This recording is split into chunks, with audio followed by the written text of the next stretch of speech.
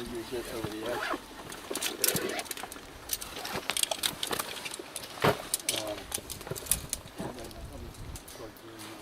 Work with me.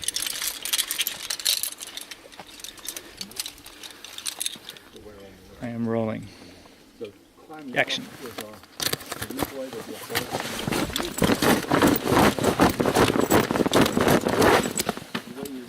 So the other thing is when you're down there, be real cognizant. And technically, I should have my.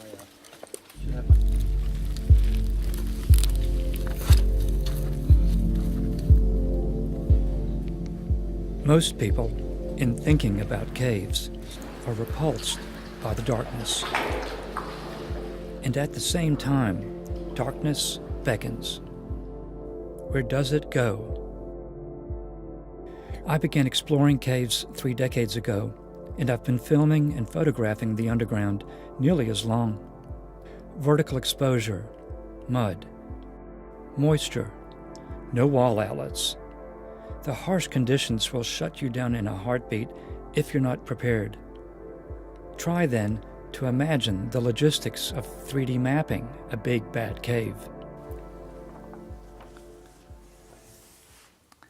If there's one tangible thing all explorers return with from the field, it's a map. Maps and photos and film are a way to virtualize for the rest of us who stayed home what all was discovered in faraway places.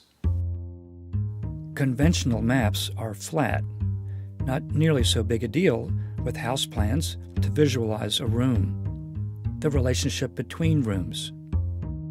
Cave walls, floors, and ceilings can be anything but square boxes. So, cave maps might make sense to a caver, but bring little to non-cavers. Conventional maps literally fall flat. Something that's always frustrated me about any cave-related film I've ever worked on is how little the audience ever understands the first thing about a particular cave. All story begins by answering 3 basic questions. When are we? Where are we? And who are we? What attracted me to photogrammetry is how powerfully a resulting 3D model can transport an audience to that place, vividly and with no need to imagine it. A game change for maps.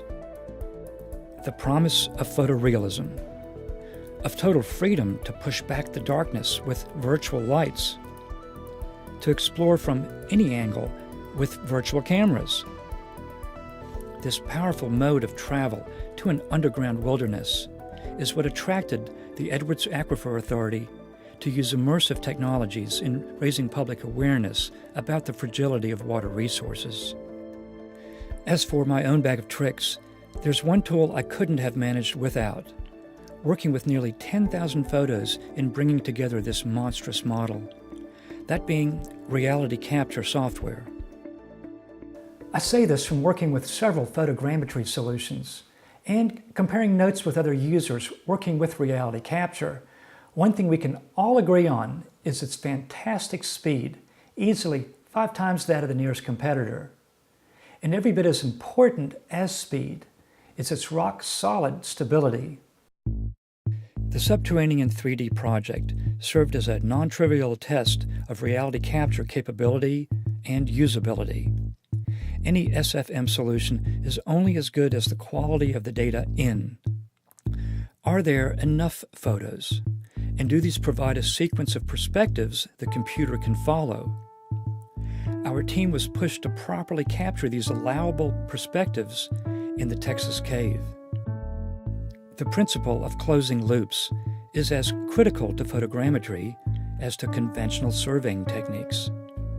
The larger the space and the more folded that space, the tougher it would be. Working on steep, slippery mud banks frustrated our access. Even with solid photography, getting thousands of cameras to play well together is a very different matter when spread out in 3 dimensions in a highly folded cave chamber than, say, from a UAV flying a simple grid pattern. Assuming your data isn't so problematic that it refuses to align into a single component, Even slight misalignments spell trouble ahead. Reality Capture's Inspect tool provides a highly visual means to spotting such weaknesses. The ties between each two related cameras are shown here in blue. The gap between these cameras here and here graphically illustrates a weakness. The loop is closed, but it's not ideal. Not connecting cameras to fully closed loops invites misalignments, producing separations and surfaces that aren't so easy to spot in a point cloud. But they'll jump out in the final product.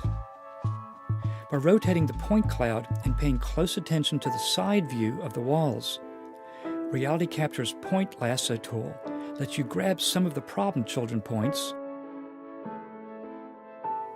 The Find Images tool then fingers the culprits. No SFM solution can save you from problematic data, bad pictures. But Reality Capture anticipates what users dealing with real-world conditions during capture face on the back end, providing a powerful tool set to optimize and sometimes to save a project. Ideally, when it all comes together, everything that needs to happen during capture, through scene reconstruction, and into the game engine. Ideally, all that combined technology completely disappears to the experience. Gesture-controlled lighting sounds fancy, and is. But the only thing people really care about is how the experience makes them feel, like they're right there in a wild cave. For that screen magic to work, Reality Capture usability doesn't stop with what happens inside of the program.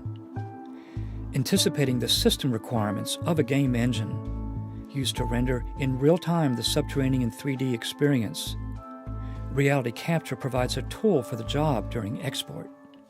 One trick a game engine can use to avoid being overwhelmed by heavy geometry like this cave model with 43 million polygons is something called occlusion culling, which basically means that it only loads into memory what's in view of the camera.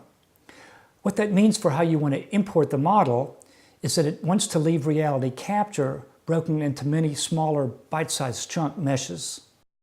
A setting for max vertices per part allows you fine control over the size of each chunk mesh.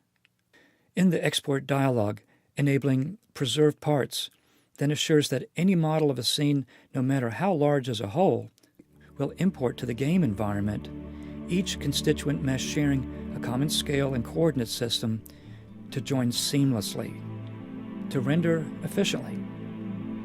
Invisible technology, indistinguishable from pure magic. Caves, mines, natural and man-made environments, and objects.